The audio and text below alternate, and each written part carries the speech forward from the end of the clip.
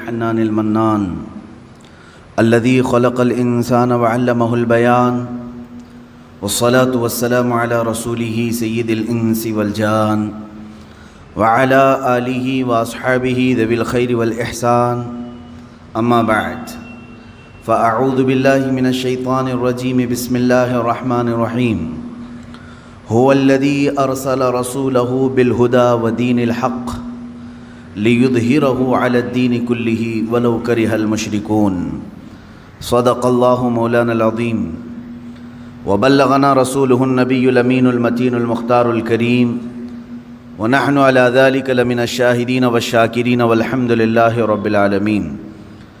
بارگاہ رسالت مواب صلی اللہ تعالی علیہ وسلم میں درود پاک کا ہدیہ پیش کریں۔ اللہم صلی علی سیدنا و مولانا محمد معدن الجود والکرم وآلہ واصحابہ الکرام ابنہ الکریم وبارک وسلم صلاۃ دائمۃ سرمدا ابدا۔ اللہ عز و جل قرآن عظیم میں یوں ارشاد فرماتا ہے، وہی ہے رب جس نے رسول کو بھیجا ہے دین حق کے ساتھ۔ هو الذی ارسل رسولہ بالہدی ودین الحق، ہدایت اور دین حق کے ساتھ بھیجا ہے، وہ اللہ ہے۔ اور اپنے رسول کو کس لیے بھیجا ہے؟ لِيُظْهِرَهُ عَلَى الدِّينِ كُلِّهِ، رب تعالیٰ فرماتا ہے تاکہ یہ رسول کا لایا ہوا دین دنیا میں سب سے زیادہ غالب آ جائے، ہر دین پر یہ غالب آ جائے۔ وَلَوْ كَرِهَ الْمُشْرِكُونَ، اگرچہ مشرک اس کو ناپسند کریں۔ مطلب یہ ہے رسول مختار صلی اللہ تعالیٰ علیہ وسلم جو دین متین لے کر دنیا میں تشریف لائے، یعنی دین اسلام، قرآن کا چیلنج ہے کہ یہ پوری دنیا میں غالب آ کر رہے گا، غالب آ کر رہے گا، اور قرآن کی کوئی بات جھوٹ ہو نہیں سکتی۔ اسلام غالب آئے گا پوری کائنات پر۔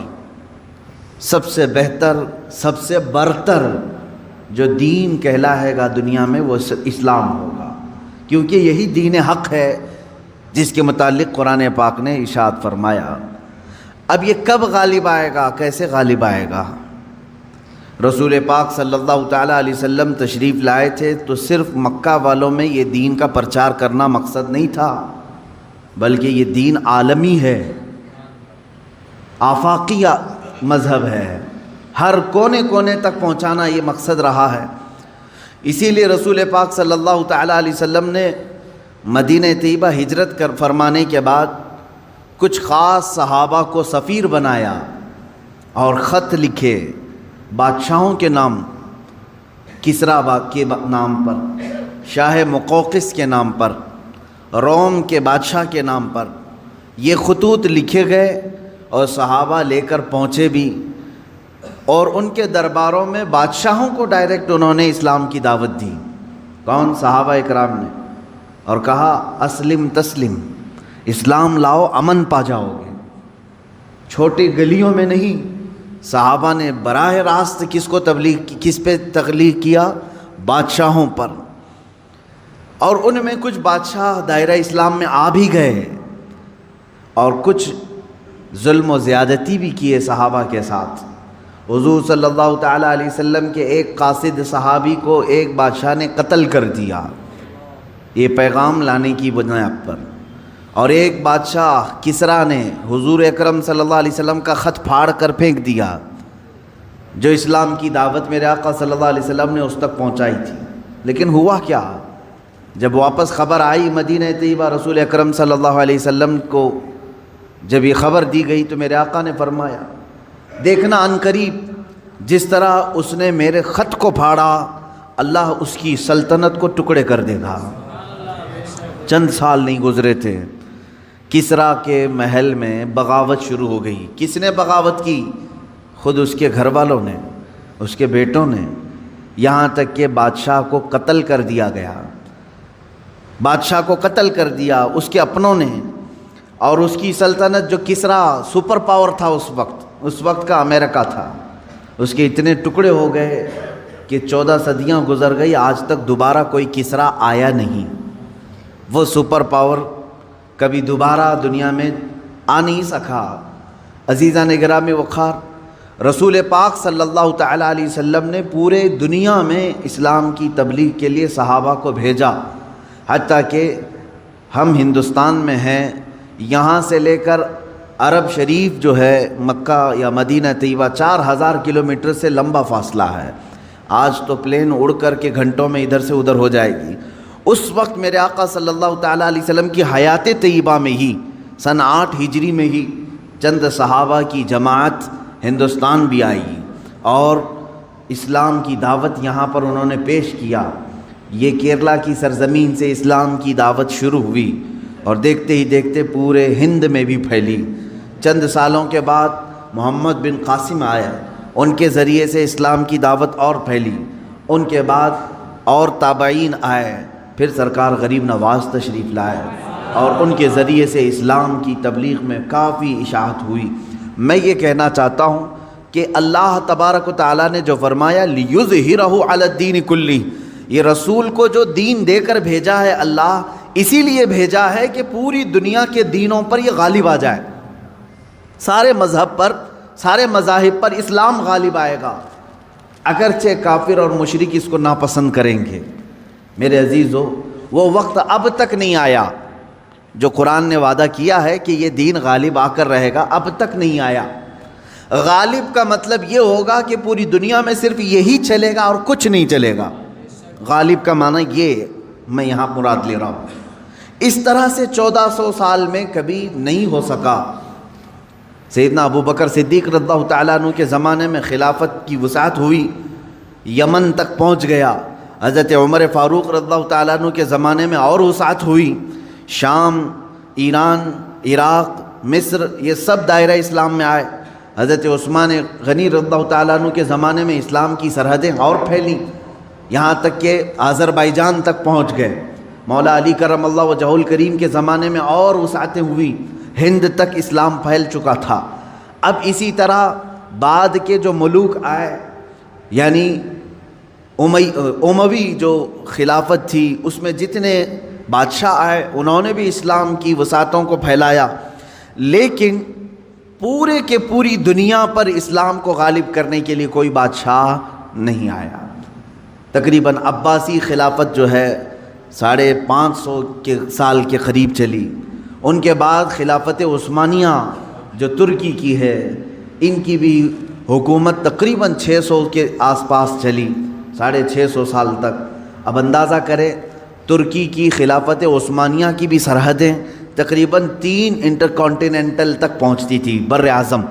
افریقہ بھی اس میں شامل تھا، ایشیا کے بہت سارے ممالک شامل تھے، یورپ کے بھی کئی ممالک اس میں شامل تھے ترکی کی خلافت عثمانیہ کے انڈر میں۔ پھر بھی غالب جس کو کہتے ہیں وہ نہیں تھا، بہت سارے ممالک اسلام میں نہیں تھے۔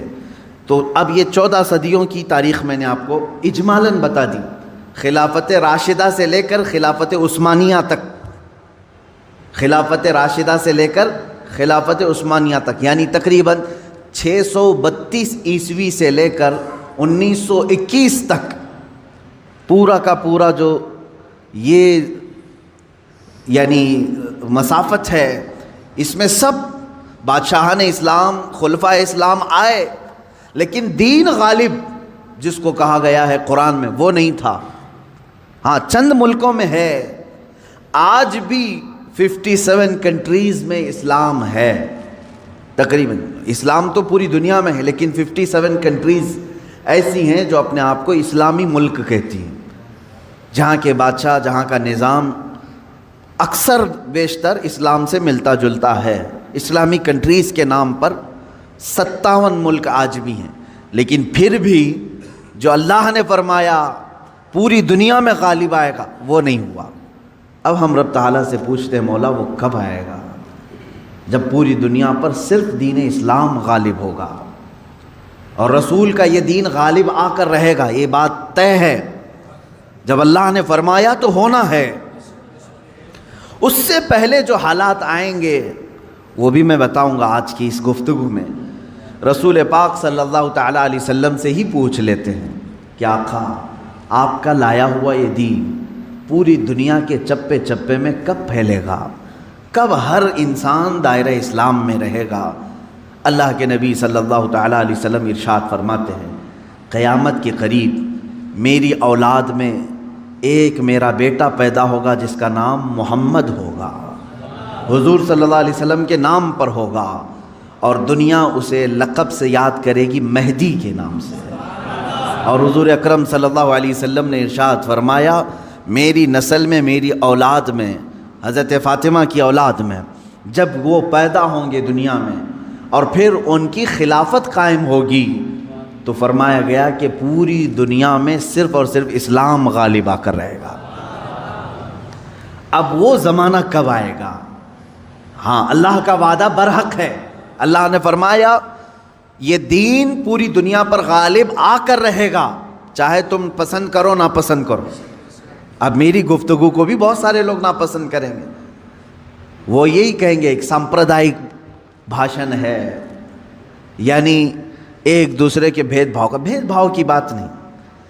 میں کہوں گا اگر تم زندہ رہو گے تو دیکھو گے انشاءاللہ العزیز تم بھی اس چیز کو ایکسیپٹ کرو گے جو تمہاری روح کو سکون پہنچانے والی چیز ہے، تمہارے قلب میں اطمینان ڈالنے والی چیز ہے۔ اسلام کا مطلب یہ ہے پیس، کہ تمہارے دلوں میں اور روح میں وہ سکون پیدا کرتا ہے۔ عزیزان گرامی وقار، اب رسول پاک صلی اللہ تعالیٰ علیہ وسلم کے فرمان کا مقصد میں آپ کو سمجھاؤں۔ حضور نے فرما دیا قیامت کے قریب میری اولاد میں میرا ایک بیٹا پیدا ہوگا جس کا نام میرے نام سے مشابہ ہوگا، یعنی محمد، اور اسے پورا زمانہ امام مہدی کے نام سے یاد کرے گا، اور وہ پوری دنیا میں، کائنات میں اسلام کو غالب لا کر رہیں گے۔ اسی زمانے میں عیسیٰ علیہ السلام کا نزول بھی ہوگا۔ حضرت عیسیٰ علیہ السلام آسمانوں پر آج بھی باحیات ہیں، یہ ہمارا عقیدہ ہے سارے مسلمانوں کا۔ امام مہدی کے زمانے میں عیسیٰ علیہ السلام اتریں گے۔ یہ کون سا علاقہ ہوگا اس کے متعلق حدیثیں ہیں۔ حضرت امام مہدی کا جو ظہور ہے یہ کب پیدا ہوں گے یہ نہیں معلوم، ظاہر ہوں گے، پیدا ہو چکے ہوں گے، آج بھی ہو سکتا ہے، ممکن ہے، پاسبل ہے۔ جب ان کی عمر پاک 30-40 سال کے آس پاس ہوگی اور یہ مکہ مکرمہ میں خانہ کعبہ کے طواف کے دوران ایک لشکر آئے گا جو خانہ کعبہ کو ڈھانے کی کوشش کرے گا، حملہ کرے گا، اور حضرت امام مہدی دعا کریں گے۔ آپ کی دعا کی بدولت اللہ تعالیٰ اس آئے ہوئے لشکر کو زمین میں دھنسا دے گا۔ لوگ اسی دن پہچان لیں گے اور ان کے ہاتھ پر خانہ کعبہ کے سامنے بیعت کریں گے۔ اب یہاں سے امام مہدی کا ظہور ہوگا، لیکن اتنا آسان نہیں ہے کہ سب مہدی مہدی کرتے ہوئے ان کے پیچھے چل پڑیں گے، بلکہ ان کے جانی دشمن بن جائیں گے وہاں کچھ لوگ جو ان کو قتل کرنے کی یا ہلاک کرنے کی کوشش کریں گے۔ امام مہدی اپنے متبعین کو لے کر ملک شام کی طرف چلے جائیں گے۔ اب ملک شام وہ ہے جس زمین کو میرے آقا صلی اللہ تعالیٰ علیہ وسلم نے ارشاد فرمایا یہ حشر کی زمین ہے، یہ حشر کی زمین ہے، سارے لوگ ہانکتے ہوئے ادھر ہی لے جائے جائیں گے۔ آج شام سے سب بھاگ رہے ہیں، بمباری ہو رہی ہے، لیکن میرے آقا نے فرمایا ایک زمانہ ایسا آئے گا کہ سب ہجرت کر کے ملک شام کی طرف جا رہے ہوں گے، سب جمع ہو رہے ہوں گے، ملک شام جمع ہو رہے ہوں گے، اور وہاں امام مہدی پہنچیں گے اور وہاں آپ کی خلافت قائم ہوگی، اور عدل و انصاف اس قدر ہوگا کہ پھر وہ زمانہ آئے گا کہ شیر اور بکری ایک ساتھ چر رہے ہوں گے، کوئی ایک دوسرے پر حملہ نہیں کرے گا، اتنا امن قائم ہوگا۔ یہ رسول پاک صلی اللہ علیہ وسلم کی احادیث میں ہے۔ اب امام مہدی کی امامت کے دوران وہ فجر کا وقت ہوگا جب حضرت عیسیٰ علیہ السلام آسمان سے اتریں گے، اور جماعت کھڑی ہونے والی ہوگی، قائم ہونے والی ہوگی۔ حضرت عیسیٰ علیہ السلام ایسے اتریں گے جیسے ان کے جسم پر نہائے ہوئے قطرے ٹپک رہے ہوں۔ آپ کو حضرت امام مہدی پہچانیں گے اور آپ کو لا کر کے مصلی کی طرف بڑھائیں گے۔ نبی اللہ ہیں، روح اللہ ہیں، عیسیٰ ابن مریم سلام اللہ علیہ، قرآن پاک میں جن کے تذکرے ہیں، وہ اللہ تبارک و تعالیٰ کی نشانیوں میں سے ایک نشانی ہے، وہ عیسیٰ آئیں گے۔ اب وہ نبی جب امام مہدی ان کو آگے بڑھائیں گے، حضرت عیسیٰ علیہ السلام امامت کے لیے آگے نہیں بڑھیں گے، اور کیا فرمائیں گے ارشاد فرمائیں گے کہ یہ مصلی امامت امت محمدیہ کا حق ہے، آپ امت مصطفیٰ ہیں، آپ امامت کریں، ہم مقتدی بنتے ہیں۔ اللہ اکبر، رسول پاک صلی اللہ علیہ وسلم کے مقتدی بنے سارے انبیاء، یہ تو معلوم ہے، لیکن رسول کی ایک امتی کے مقتدی بھی عیسیٰ علیہ السلام بن رہے ہیں۔ میرے عزیزو، یہاں نبوت کا درجہ گھٹانا مقصد نہیں ہے، بلکہ یہاں امت مصطفیٰ کی فضیلت بتانا ہے۔ امام مہدی کی امامت ہوگی، اس کے بعد پھر جو دنیا میں حالات ہوں گے وہ کیا ہوں گے؟ دجال آ چکا ہوگا، اور دجال اپنے فتنے پھیلا رہا ہوگا، اور اب دجال کو کون مارے گا، کون ختم کرے گا؟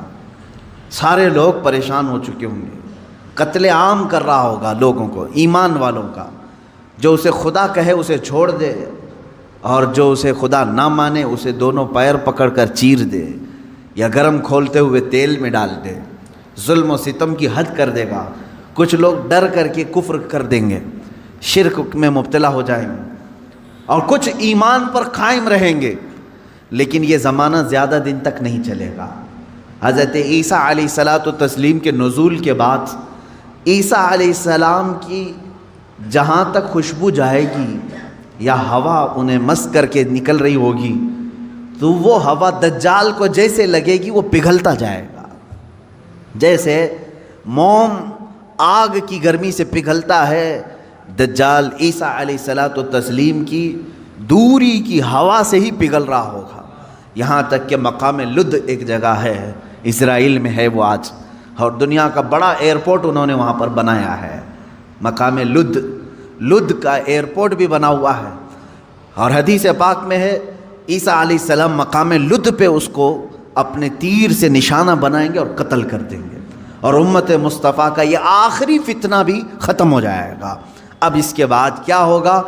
وہی آیت جو میں نے تلاوت کیا، اللہ نے فرمایا هو الذی ارسل رسولہ بالہدی ودین الحق لیظہرہ علی الدین کلہ، وہ اللہ ہے جس نے اپنے رسول کو دنیا میں بھیجا ہے ہدایت کے ساتھ اور دین حق کے ساتھ، اس لیے کہ اس رسول کا دین پوری دنیا پر غالب آ کر رہے۔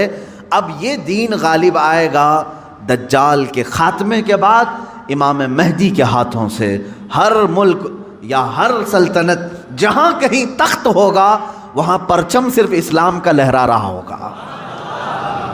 وہ زمانہ آئے گا، وہ غالب ہو کر رہے گا دین، اور اللہ رب العزت نے یہ ارشاد فرمایا ہے کہ تم پر کسی اور کو پھر اللہ غلبہ نہیں دے گا۔ یہ زمانہ بھی کافی سال تک چلے گا، لیکن اس غلبہ اسلام سے پہلے کیا کیا ہونا ہے وہ بھی تو ہمیں جاننا ضروری ہے۔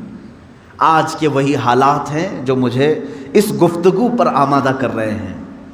میں نے بات تو کہہ دی آپ کو، حدیث کی روشنی میں بتا دیا کہ اسلام غالب آئے گا پوری کائنات پر دجال کے خاتمے کے بعد اور امام مہدی کے ہاتھوں سے۔ اب یہ دو بڑی نشانیاں حضور نے فرمائی، ایک تو حضور کی آل میں سادات میں امام مہدی پیدا ہوں گے، دوسرے کہ دجال آئے گا۔ یہ دونوں کا زمانہ ایک ہے۔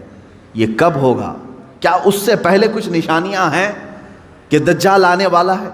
میرے عزیزو، ہم سے زیادہ نشانیاں یہودی پڑھ کر کے انتظار میں ہیں، عیسائی پڑھ رہے ہیں۔ ایک بات یاد رکھیں، دجال کے دشمنوں میں ہم ہیں اور عیسائی ہیں۔ وہ دجال کو اپنا دشمن سمجھتے ہیں عیسائی، وہ اینٹی کرسٹ ہے، عیسائیوں کا بھی وہ دشمن ہے، لیکن یہودی اس کو اپنا مسیحا سمجھتے ہیں۔ وہ کہتے ہیں ہمیں نجات دلانے والا، ہمیں پوری دنیا میں غالب کرنے والا۔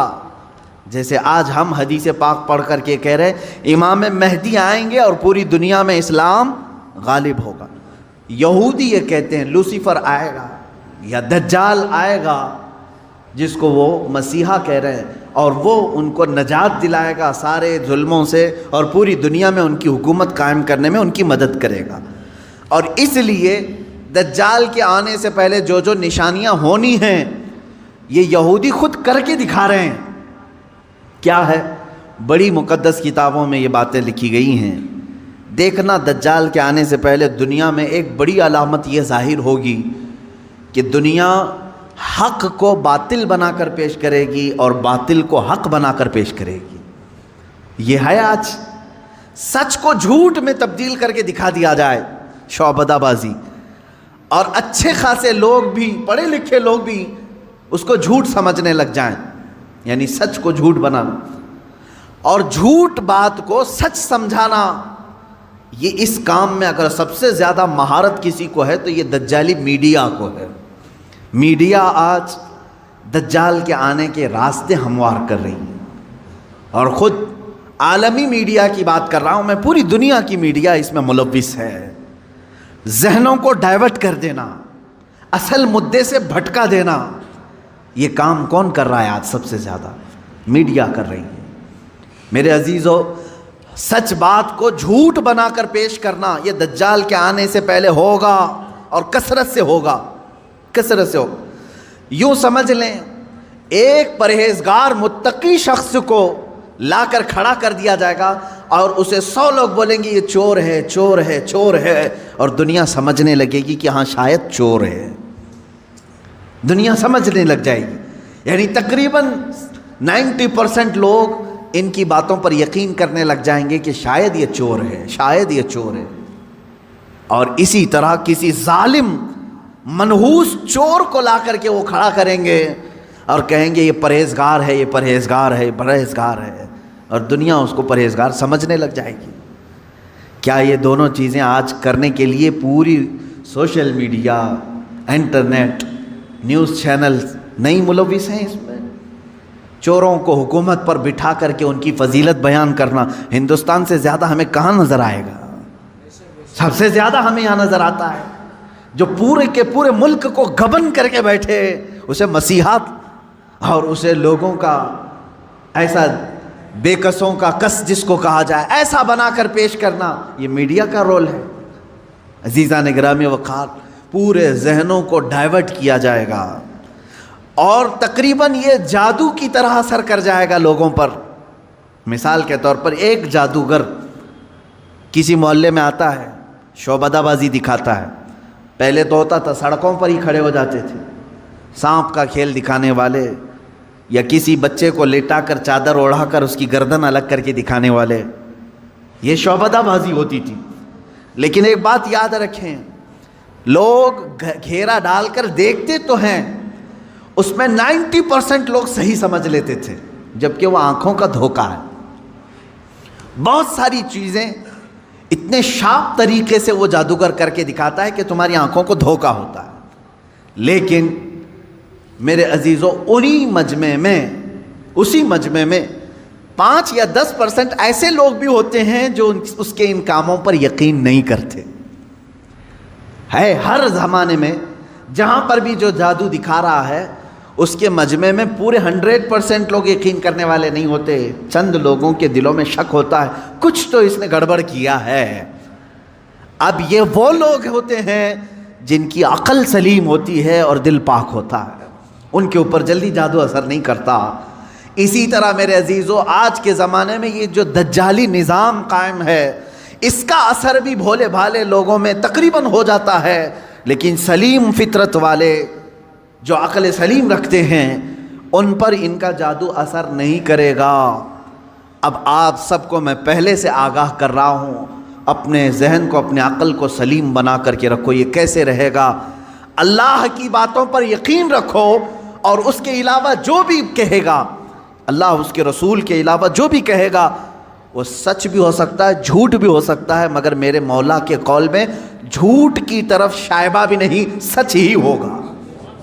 جب تمہارے ذہنوں میں یہ بات آئے گی تو پھر تم دنیا کو 100% ایمان لانے والے، یقین کرنے والے نہیں رہیں گے. آج دیکھ رہے ہیں آپ، میں مسلسل پچھلے 1 ہفتے سے دیکھ رہا ہوں، فرانس میں جو گستاخی ہوئی اور اس کے پاداش میں جو کچھ بھی حالات ہوئے سب کو معلوم ہے. فرانس میں جو کچھ ہوا اس پر ڈیبیٹ انڈیا میں بھی چل رہا ہے.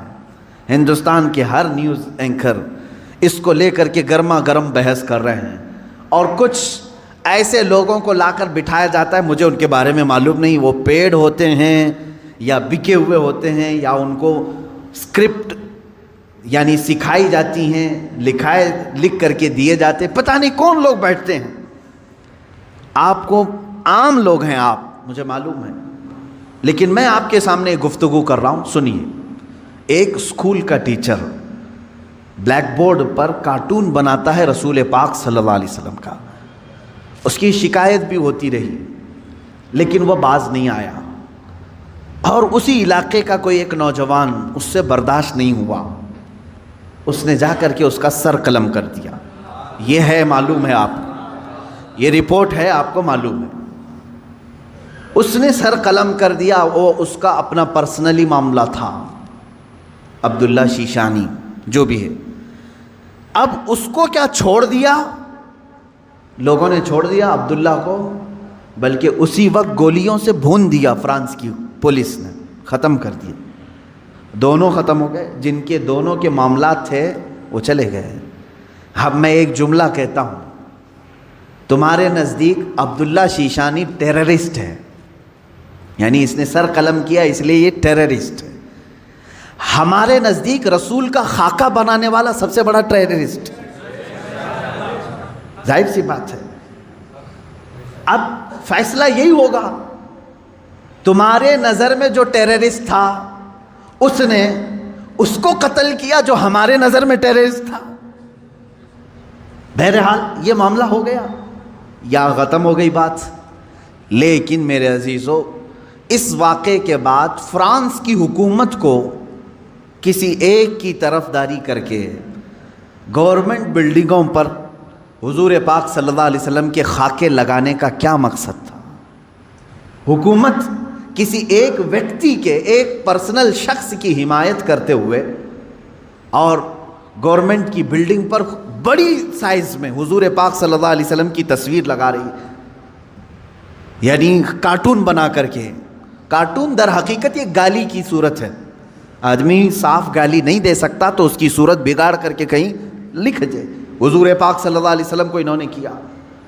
اب پوری دنیا بھر کے مسلمانوں میں جو غصہ ہے میرے عزیزو، یہ قتل جو ہو چکا تھا وہ 8 دن پہلے ہو گیا، 10 دن پہلے ہو گیا، معاملہ ختم ہو گیا.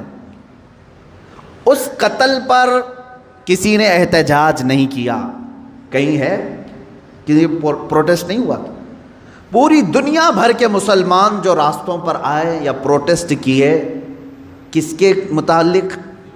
فرانس کی حکومت نے جو یہ غلطی کی ہے، اپنی عمارتوں پر، گورنمنٹ کی بلڈنگوں پر جو رسول پاک کے خاکے لگائے، اس کے خلاف پوری دنیا بھر کے مسلمانوں کو غصہ ہے اور سب آئے. یہ بات صاف صاف میں بتا رہا ہوں آپ کو، سنیے. آپ کا میرا غصہ بھی کس پر ہے؟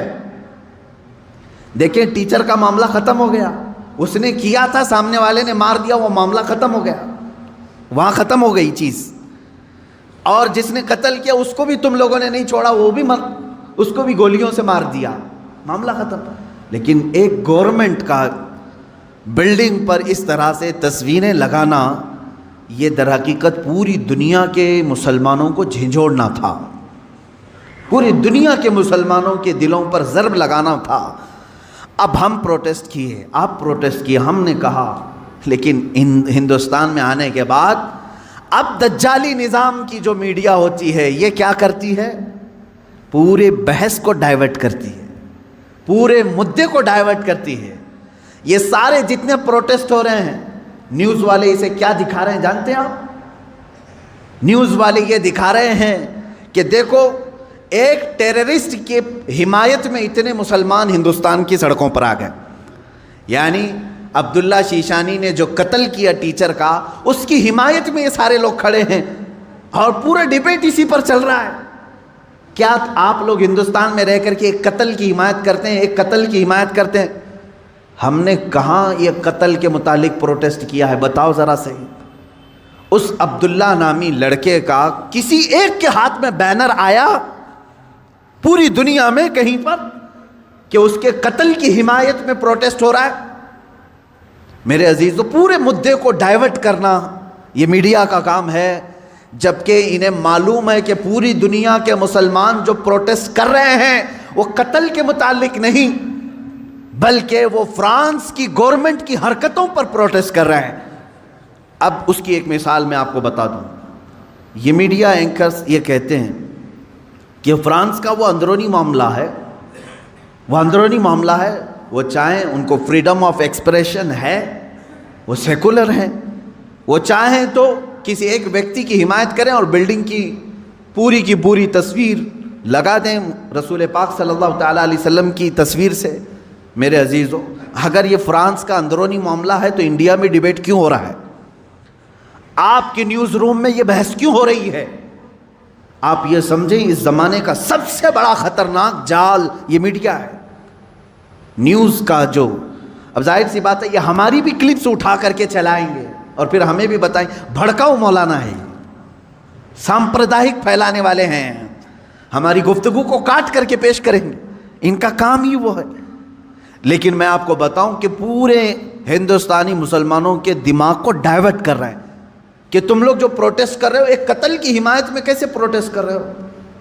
ان سے کوئی بھی ڈیبیٹ میں بیٹھنے والا یہ نہیں کہہ رہا ہے، بلکہ وہاں ثابت کرنے کی کوشش کر رہے ہیں قتل ایسا ہو سکتا ہے، ویسا ہو سکتا ہے. میرے عزیز، یہاں کہنا تو یہ چاہیے تھا قتل ہوا اور اس کے مقابل میں جس نے قتل کیا اس کا بھی قتل ہو گیا. ہم اس مدعے پر بات نہیں کر رہے ہیں، ہم تو گورنمنٹ کے خلاف بات کر رہے ہیں جو فرانس کی حکومت نے اپنی عمارتوں پر میرے آقا کی تصویر کشی کی ہے، ہم اس کے خلاف کھڑے ہیں. اب مجھے ایک بات بتائیں، کیا کسی ایک شخص کے کچھ ایسا قتل کرنے کی بنیاد پر پوری دنیا بھر کے 180 کروڑ مسلمانوں کے نبی کی توہین کرنا جائز ہو سکتا ہے؟ جائز ہو سکتا ہے؟ مجھے یہ بتاؤ کہ اگر کسی ایک ہندو نے ٹیرر اٹیک کیا کسی پر تو کیا کروڑوں ہندوؤں کے بھگوان کی تصویر لگا کر کے اس کی مذمت کی جا سکتی ہے؟ ہم اس کے قائل نہیں. ایک ہندو نے اگر ٹیرر اٹیک کیا کسی پر تو کروڑوں ہندوؤں کے رام کرشن کی تصویر کشی کرنا اس کی اجازت نہیں دیتے ہم. سارے مذہب کے جو دیوی دیوتا ہیں ہم ان کو کرٹیسائز کہاں کر رہے ہیں؟ عزیزان گرامی وقار، یہ اسلام ہے جو انصاف سکھاتا ہے. اگر کسی ایک کے ساتھ کچھ معاملہ ہوا ہے تو اس کے پورے گھر کو لے کر کے نہ گرفتار کرو، اس کے پورے دین پر انگلی نہ اٹھاؤ. آج یہی دنیا میں ہو رہا ہے اور پوری دنیا میں. مجھے تو یہ سمجھ میں نہیں آتا ان پر کیس کیوں نہیں ہوتا، یہ میڈیا اینکرز پر. یہ سیدھے یہ جملہ بار بار کہتے ہیں اسلامک آتنکواد نے حملہ کیا، اسلامک آتنکواد نے حملہ کیا. جانتے ہیں آپ کبھی ان لوگوں نے نیوزی لینڈ میں ہونے والے اس حملے کو عیسائی آتنکوادی کہا تھا جو ایک ظالم وحشی نے بندوق سے 60-70 مسلمانوں کو جو نماز میں تھے قتل کر دیا، شوٹ کر دیا؟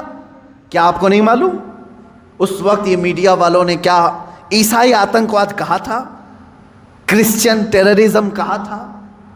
کیا ہندوؤں میں سے کوئی ایسے اٹیک نہیں کیا آج تک؟ میرے عزیزو، یہاں ہندوستان میں تو تاریخ بھری پڑی ہوئی ہے.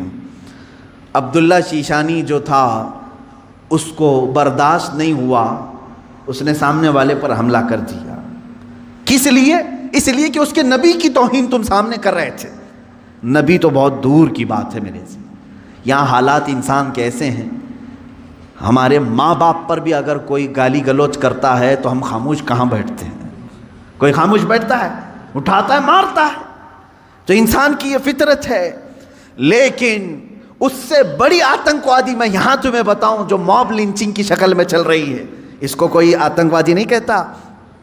ایک تبریز کو پکڑ کر کے سارے یہ سنگھی جو اصل بھنگی ہیں سب مارتے ہیں اور قتل کر ڈالتے ہیں.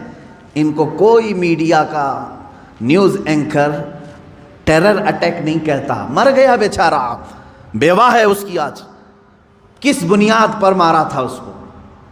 کس بنیاد پر؟ کیا اس تبریز نے کبھی ہندوؤں کے دیوی دیوتاؤں کی تصویر کشی کی تھی یا کسی دین کی مذمت کی تھی؟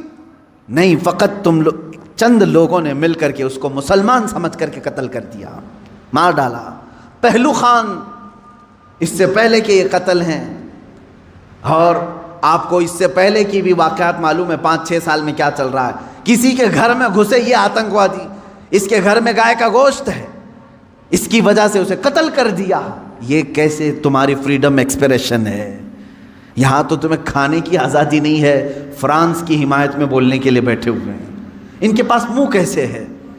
یہ میڈیا جو آج کہہ رہی ہے, کیا فرانس کو اتنی آزادی نہیں ہے کہ وہ کسی کی تصویر نکالے؟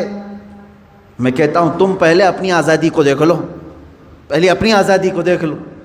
آج سے تقریباً 15 سال پہلے ایک بوڑھے شخص کو ہندوستان سے نکال باہر کیا تھا تم نے بھی, ایم.ایف. حسین کو. معلوم ہوگا اس نے کچھ دیوی دیوتاؤں کی تصویر نکالی تھی, وہ بھی 90 کی دہائی میں, 92 میں یا 93 میں. اس کو 10-12 سال کے بعد اٹھا کر کے جلا وطن کر دیا, وہ قطر میں جا کر کے ختم ہوا. یہاں تم برداشت نہیں کر پاتے اور فرانس کے متعلق ڈیبیٹ کرنے بیٹھے ہوئے ہیں کہ مسلمان کیوں نہیں برداشت کر رہے ہیں, کیوں اتنے بھاؤک ہو جاتے ہیں. ان کے نبی کے بارے میں اگر کوئی کہتا ہے تو اتنے زیادہ بھاؤک نہیں ہونی چاہیے.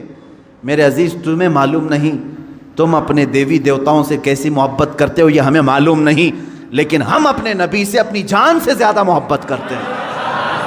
تم قتل کر لو, تم ٹکڑے کر لو, ہمارے بہت سارے ٹکڑے ہو چکے ہیں, آج ہم ان کے متعلق کھڑے بھی نہیں ہو پا رہے ہیں. شام جل گیا ہے, یمن برباد ہو گیا ہے, عراق تباہ ہو گیا ہے. کون ہے دنیا میں جو پروٹیسٹ کرتے ہوئے آگے آ رہا ہے؟ کون ہے؟ اس لیے کہ ہم اپنے ٹکڑے تو برداشت کرتے ہیں, نبی کی شان میں ادنا توہین برداشت نہیں کر سکتے. یہ ہماری جان سے زیادہ کا معاملہ ہے. آپ یہ سمجھتے ہیں فریڈم آف ایکسپریشن ہونا چاہیے, یعنی آزادی اظہار رائے اس کو کہتے ہیں. اپنی رائے کے اظہار کرنے کی آزادی دے کر کے دکھاؤ. یہاں ہم پر کیس کر دیں گے, آپ نے ایسی باتیں کیوں کی. میں آپ سے پوچھتا ہوں, کیا مجھے فریڈم آف ایکسپریشن نہیں ہے؟ فریڈم آف سپیچ نہیں ہے ہمیں گفتگو کرنے کی؟ ہمارے پاس یہاں پر کسی کو آزادی نہیں.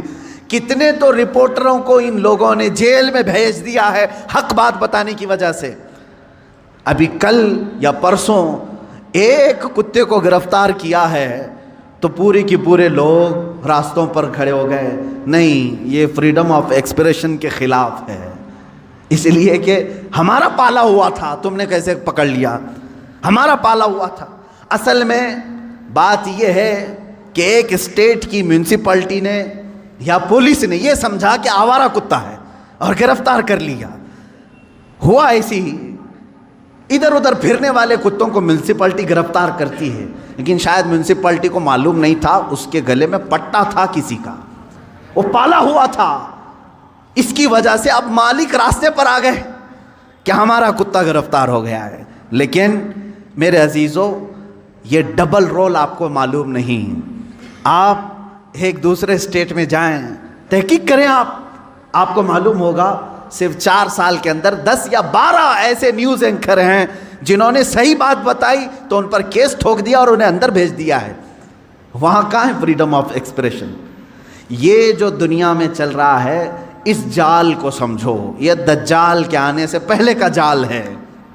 آپ سے صرف اور صرف میں ایک ہی گزارش کروں گا, اور میری بات سننے والوں سے میری اپیل ہے, ایک اپیل ہے کہ آج اللہ رب العزت نے تمہیں عقل سلیم عطا کیا ہے. جو کچھ یہ جادو دکھا رہے ہیں اس پر 1% بھی یقین مت کرنا, یقین مت کرنا. اس جال سے اپنے آپ کو باہر کر لو. جو TRP کے چکر میں پورے گھوٹالے کر رہے ہیں ان سے تم باز آ جاؤ, نکل جاؤ. دنیا کی خبریں دیکھنے کے لیے آپ کو صرف اور صرف ان کی بکواس دیکھنا ضروری نہیں ہے. اب دنیا گلوبل ولیج کی شکل اختیار کر چکی ہے. ادھر نظر ہٹاؤ, ادھر نظر ہٹاؤ, سب تمہیں دکھ جائے گا. لیکن ان دجالی نظام کے پیروکاروں کے پیچھے نہ جائیں, یہ میری آج کی یہی گزارش ہے. ورنہ جادو تم پر بھی اثر کرے گا اور تم بھی وہی بولی بولو گے, تم بھی وہی بولی بولو گے. 4-5 سال کے اندر ان لوگوں نے ایسا ہی فیلڈ بھی بنائی, جو پہلے کٹر دشمن تھے وہ آج کٹر حامی بن گئے, ان کے جے جے کار کرنے لگے. یہ بھی آپ نے دیکھا ہوگا. تو میڈیا کا اثر دماغوں پر آنے نہ پائے, اس بات کی میں اپیل کروں گا. اس لیے کہ دجال کے آنے سے پہلے جو علامات بتائی گئی اس میں سب سے بڑی علامت یہ ہے حق کو باطل بنا کے پیش کیا جائے گا اور باطل کو حق بنا کر پیش کیا جائے گا. جیسے فلسطین کو بھی دیکھ لیں. فلسطین ایک چھوٹا سا ملک, یہ فرسٹ ورلڈ وار میں مسلمانوں کی آبادی پوری 4000 یہودیوں کو رہنے کے لیے شرن دیا گیا، شرن کہتے ہیں نا، پناہ دی گئی 4000 یہودیوں۔ اب یہ ان کی ہجرت شروع ہوئی 4000 سے، فلسطین جانے لگے، لاکھوں کی تعداد میں پہنچ گئے۔ 1948 کے زمانے میں 1947 جو ہماری آزادی کا سال ہے، اسی کے دوسرے سال اسرائیل میں وہ جو 4000 آئے تھے اب لاکھوں کی تعداد میں جمع ہوئے، انہوں نے اعلان کر دیا کہ یہ فلسطین نہیں ہے، یہ اسرائیل ہے، یہ ہمارا ملک ہے، ہمارے باپ داداؤں کا ملک ہے، پہلے سے ہم یہیں آباد تھے۔ اب وہ دنیا کو منانے لگے، اپنی ایمبیسیاں ہر ملک میں کھولنے لگے۔ کچھ ملک اس وقت نہیں تسلیم کر رہے تھے کہ نہیں تم کنٹری نہیں ہو، تم زبردستی قبضہ کیے ہو، لیکن میڈیا نے اتنا دماغ واش کیا کہ آج عرب کی دھرتی پر بیٹھے ہوئے بادشاہ بھی یہ کہنے لگے فلسطین تھا ہی نہیں، اسرائیلی اصل ہے۔ مان لیا، یہ جادو اثر کر گئے۔ آج متحدہ عرب امارات بھی کہتا ہے کہ اسرائیل ایک کنٹری ہے، ہم اس کو تسلیم کرتے ہیں۔ سعودی نے بھی تسلیم کر لیا ہے، جارڈن تو بہت پہلے سے تسلیم کیا ہوا ہے، مصر تسلیم کیا ہے، اب سوڈان کی باری ہے۔ اس طرح سے جو اسلامک کنٹریز تھے وہ کہتے تھے فلسطین ہمارا قبلہ اول ہے، وہاں پر بیت المقدس ہے، سال ہا سال سے مسلمان آباد ہیں۔ کوئی تسلیم نہیں کرتا تھا، لیکن میڈیا کا جادو اثر کرتا رہا۔ انہوں نے ایسی فیلڈ بنائی کہ اب ہر کوئی ان کے انڈر میں آتا رہا۔ یہ دجال کے آنے سے پہلے یہ فیلڈ ہموار کی جائے گی۔ اب مسلمانوں، آپ اپنے ذہن کی خبر لو، اپنے دماغ کی خبر لو، کیا ان کی بنائی ہوئی فیلڈ پر تم بھی اپنا دین بیچ کر کے ان کی جے جے کار کرو گے، یا پھر رسول پاک کے لائے ہوئے دین پر برقرار رہو گے؟ اپنے ذہن کی خبر تم خود لے لینا۔ دنیا جو دکھا رہی ہے میں اس کو ایکسیپٹ کر لوں گا۔ جیسے مار کر کے کسی کو چور کہلوایا جائے، پولیس کا کام ہوتا ہے، وہ ظلم برداشت نہیں کرتا، آخر میں کہتا ہاں میں نے چوری کر لیا، لے جا کر کے کورٹ میں پیش کر دیا، دیکھو ہم نے اس کو اقرار کرا دیا اس نے چوری کیا، تم نے اس پر اتنی لاٹیاں ماری، اتنا کچھ کیا، مجبور ہو کر کہ اس نے کیا۔ یہی کام پوری دنیا میں کیا جائے گا، جگہ جگہ پکڑ کر کے مارنا، تمہاری داڑیاں کھینچنا، تمہاری ٹوپیاں اتارنا، تمہیں قتل عام کرنا، کسی ملک سے دربدر کرنا، مسلمان ڈر جائے، سہم جائے۔ اور یہ جو بولی بول رہے ہیں کہ تم آتنکواد ہو، تم ان کے ظلم کو برداشت نہ کر پا کر کے یہ کہنے لگ جاؤ گے کہ ہاں صحیح میں یہ مسلمان آتنکواد ہیں۔ یہاں تک وہ تمہیں لانا چاہتے ہیں، یہاں تک لانا چاہتے ہیں۔ میرے عزیزو، یاد رکھنا یہ جو ظلم کیے جا رہے ہیں آج پوری دنیا میں، اس سے خطرناک ظلم دجال کے زمانے میں آئے گا۔ حضور پاک صلی اللہ تعالیٰ علیہ وسلم نے فرمایا آدم علیہ السلام کی پیدائش سے لے کر قیامت تک جتنے فتنے آئے ان میں اگر سب سے بڑا کوئی فتنہ ہے تو وہ دجال کا ظہور ہے۔ میری امت اس میں بھی مبتلا ہوگی، لیکن ڈرو مت، گھبراؤ مت۔ دجال کے آنے کے بعد ہم بچیں گے کیسے؟